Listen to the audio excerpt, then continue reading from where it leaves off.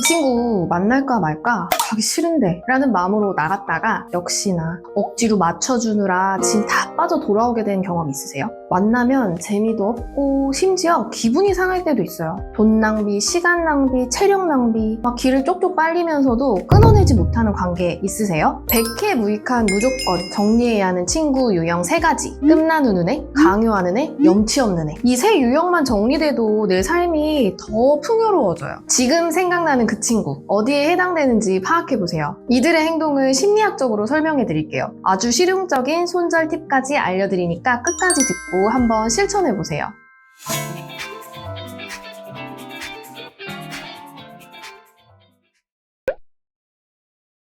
안녕하세요. 심리전문가 짠토커입니다. 무조건 손절해야 하는 친구 유형 첫 번째. 끝나누는 애. 이런 친구들은 대체로 사람을 볼 때 재산, 학력, 직업, 외모 같은 외적인 걸 평가하려고 해요. 상대방이 자기 기준에 못 미친다고 생각하면 대화나 태도에서 살짝 무시하는 게 드러나고, 또 반대로 자기보다 좀 더 우위에 있다고 느끼면 갑자기 지나치게 겸손해지거나 상대방 비위를 맞추려고 하는 식으로요. 한마디로 강약약강. 진짜 별로예요. 이런 친구들은 친구의 깊이도 등급으로 판단을 하는 경우가 많아요. 친하게 지낼 사람을 고를 때 본인에게 더 도움이 될 사람, 조건이 더 좋은 사람과 관계를 유지하려고 하고요. 그렇지 않은 사람은 은근히 거리를 두려는 게 느껴져요. 예를 들어 자기가 생각했을 때 급이 괜찮다 싶으면 만난 걸 항상 티내요. SNS 같은 곳에서도 같이 태그를 한다든가. 근데 급이 낮다고 생각하거나 좀 부족하다고 생각되는 친구는 당연히 태그 안 걸고요. 약속도 쉽게 취소해요. 이런 행동이 남들은 잘 모를 거라고 생각하는데 사실 다 티나죠. 이런 친구들의 심리적 특징을 요약하자면 낮은 자존감과 인지 왜곡이라고 할 수 있어요. 자존감이 낮으면 자신을 있는 그대로, 존재 그 자체로 인정하는 것이 너무 힘들어요. 자신이 어떤 조건이나 자격이 없어도, 재산, 학벌, 좋은 직업 같은 게 꼭 충족되지 않았어도 충분히 존중받을 수 있는 사람인데, 이런 개념이 많이 좀 부족하다 보니까 그 외부 조건에 의존해서 자기를 평가하려고 하는 거거든요. 그 외부 조건 중에 하나가 바로 주변인이에요. 그럼 자기가 생각했을 때 급이 낮다고 생각하는 사람을 왜 무시할까요? 사실 그거는 스스로를 무시하는 거예요. 자기를 그 급 낮다고 생각하는 사람과 더 가깝게 여기기 때문에 무의식적으로요. 자기 혐오가 그렇게 드러나는 거라고 볼 수 있어요. 또 하나는 인지 왜곡으로 설명을 할 수 있는데요. 사회나 문화적 영향으로 사람을 급으로 나눠서 위계를 만들면 인생이 더 유리하다라고 믿는 거예요. 이런 신념이 과할 때 왜곡됐다고 볼 수 있겠죠? 사람의 가치를 내적으로 판단하는 게 아니라 외적 조건에 치우쳐서 평가를 하는 특징이 있는데, 이런 친구가 옆에 있으면 내가 인간 자체로, 오로지 나라는 사람 자체로 그 사람과 진정한 관계를 맺을 수 있을까요? 어렵겠죠. 다음 두 번째, 강요하는 애. 만나면 자기 생각을 그렇게 강요하는 친구들이 있어요. 이런 사람들은요, 자기 가치관만 절대 맞다고 믿어요. 상대방의 생각이나 의견을 존중하지 않고 집요한 설득, 압박 이런 걸 해서 자기 생각을 관철시키려고 하거든요. 간혹 이게 안 통한다, 친구가 내 말에 맞춰주지 않는다 싶으면 상대방이 은근히 죄책감이나 미안함을 느끼게 또 만들어요. 아니면 막 화를 내거나 짜증내는 식으로 원하는 대로 되지 않았을 때 갈등 상황을 막 만들어요.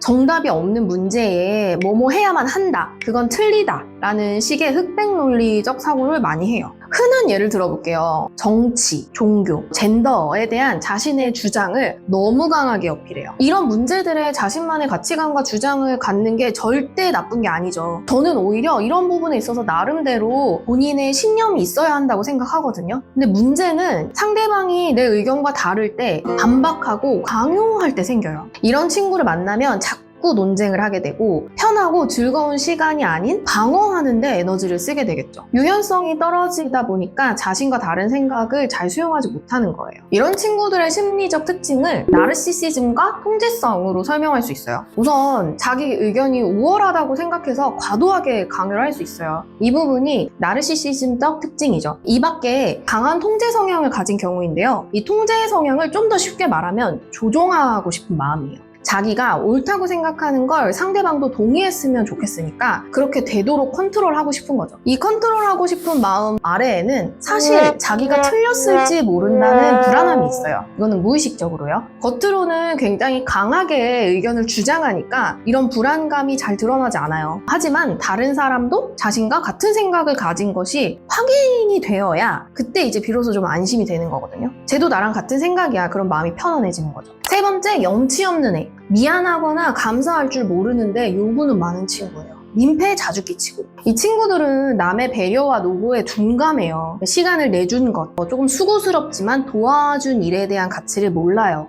아주 쉽게 공감 능력이 낮다고 말할 수 있겠어요. 반대로 자기 필요에는 아주 민감하게 반응을 해요. 상대방의 감정은 무시하면서 자기 필요에는 빠르게 반응을 하는 거죠. 또 이런 친구들이 잘 만드는 상황 중에 하나가 문제를 만들어 놓고 자기는 쏙 빠져버리는 경우가 있어요. 예를 들어 3명 이상의 친구 사이에서 본인이 말을 좀 잘못 전했다든가 아니면 어떤 오해가 생겼을 때 상황을 수습하는 게 아니라 모르쇠로 일관해요. 본인은 끝까지 잘못이 없대요. 자기는 이런 이유가 있어서 그런 거라고 변명을 한다든가 하는 식으로요. 이런 사람들의 공통된 심리적 특징은 자기중심성과 회피성이에요. 고마움이나 미안함을 느끼고 표현하는 거는 자기 약한 부분을 인정해야 되는 행동이거든요. 근데 자아가 너무 약하니까 이런 걸 마주하고 인정하는 게 어려워요. 그래서 이거를 회피하다 보니 관계에서 꼭 해야 하는 필요한 표현도 못하게 되는 거예요. 보고 싶은 것만 보고 느끼고 싶은 것만 느끼는 그런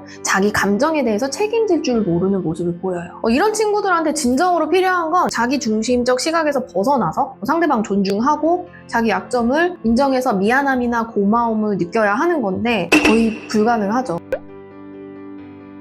올해 만난 친구가 이런 유형 중에 하나다. 내가 너무 상처받고 화나고 변화가 될 것 같지 않다 라면 가야죠, 손절. 근데 이 손절이 진짜 말이 참 쉽지 실제로 행하려면 너무 어려워요. 그래서 저는 오늘 상대방을 직접적으로 거부하지는 않으면서도 내 감정을 존중하고 상대에게도 내 어떤 선을 보여줄 수 있는 손절의 0단계 실전 팁을 알려드릴 거예요. 그건 바로 시간 정하기, 느린 대답, 미루기인데요. 첫 번째, 시간 정하기. 이 문제의 친구가 만나자는 제안을 했을 때 거절이 어려우면요, 시간을 미리 정하고 만나세요.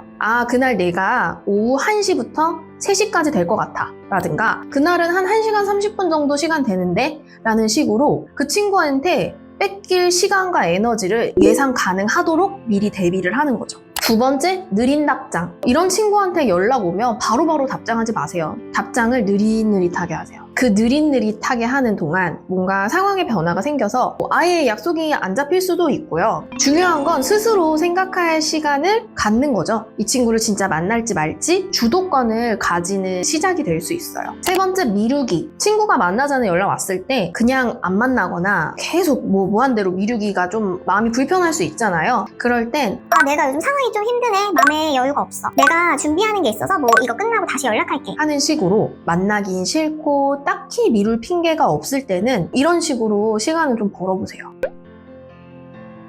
오늘은 손절을 해야만 하는 명확한 이유가 있는 유형에 대해 얘기를 했어요. 이 영상을 통해서 여러분의 감정, 시간, 에너지가 보호되길 진심으로 바랍니다. 지금 생각나는 그 불편한 친구에게 꼭 실천하고 자유로움을 느끼세요. 근데 이 정도로 별로는 아니지만 관계가 애매한 경우 있잖아요. 사실 누가 잘못한 건 없는데 시간이 지나면서 그냥 불편해진 경우, 잘 안 맞는다고 생각될 경우, 그럴 땐 어떤 식으로 관계 변화를 하면 좋을지 앞의 영상을 통해 도움 받으세요. 구독, 좋아요, 알림 설정 잊지 마시고요. 삶은 감정의 자유에서 시작됩니다.